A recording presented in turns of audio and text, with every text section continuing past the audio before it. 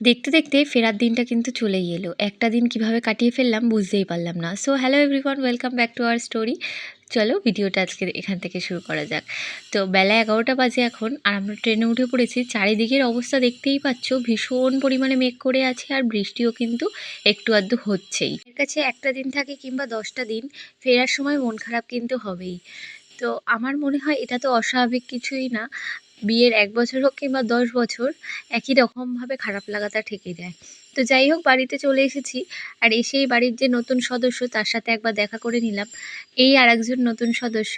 তো দেখলাম যে দুটো নতুন ফুল ফুটেছে কিন্তু। তো পরের দিন সকাল থেকে আবার ভিডিওটা স্টার্ট করছি। যেহেতু দুদিন ছিলাম না, ঘরটা প্রায় বন্ধই ছিল।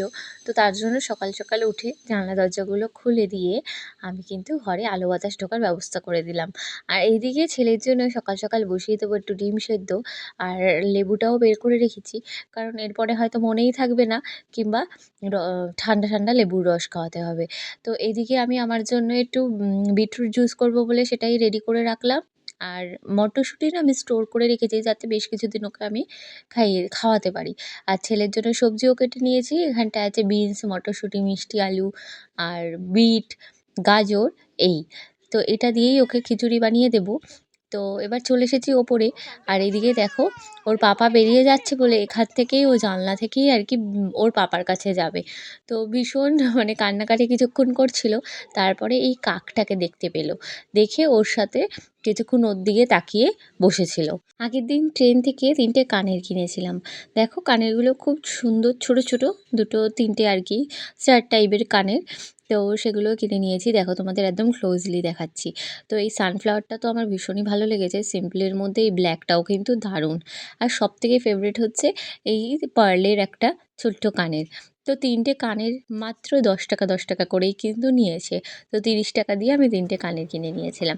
তারপরে ওকে ঘুম পাড়ানোর সময় একটুখানি তার আগে একটু আদর করে নিচ্ছি, আর ওর সাথে একটু দুষ্টুমিও করে নিচ্ছি।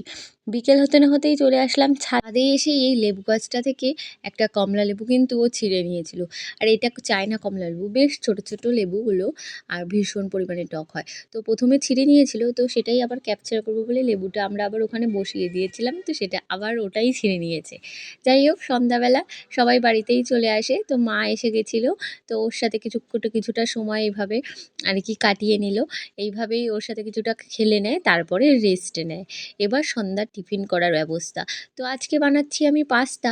তো তার জন্য পেঁয়াজ, বিনস, মানে এই মটরশুঁটি এইসব দিয়েই করবো। ডিমও দেবো। তো সেই জন্যই প্রিপারেশান শুরু করে দিয়েছি। সন্ধ্যার চাও সবার খাওয়া হয়ে গেছে। আজকে একটু পাস্তা খেতে ইচ্ছা করছিল। আর আমার হাতে বানানো পাস্তাটা কিন্তু সবাই বেশ ভালো করেই খায়, মানে খুব পছন্দও করে। পেঁয়াজ, মটরশুঁটি, বিনস আমি কিন্তু ভাজা বসিয়ে দিয়েছি। প্রথমেই এগুলো ভালো মতো ভেজে নেব, আর তারপরে রেডি হয়ে যাবে পাস্তা। পুরোটা আর দেখালাম না। তো আমি এদিকে রান্না করতে করতে কিন্তু বাকি কাজগুলো একটু গুছিয়ে নিচ্ছি, আর ছেলের খাবারটাও রেডি করে নিচ্ছি। তাহলে একসাথেই সমস্তটা হয়ে যাবে, টাইমটুকু নষ্ট হবে না। ওর কাছ থেকে পাস্তা খাবে। আর এদিকে বাবা বারণ করছে বলে বাবাকে এভাবে বকা দিচ্ছে, মারতে যাচ্ছে। দেখেছো? কি দুষ্টু না হয়েছে। তো নিজে পাস্তাটা কিন্তু বসে, বসে এনজয় করব রিল্যাক্স করে। তো আজকের ভিডিওটা কেমন লাগলো অবশ্যই কিন্তু জানিও। তো এখানেই এন্ড করলাম। সবাই সুস্থ থেকো, ভালো থেকো। অবশ্যই আমার চ্যানেলটিকে কিন্তু সাবস্ক্রাইব করো, লাইক করো, আর কমেন্ট করে জানিও ভিডিওটা তোমাদের কেমন লাগলো। তো চলো টাটা, পরের ভিডিওতে তোমাদের সাথে দেখা হবে।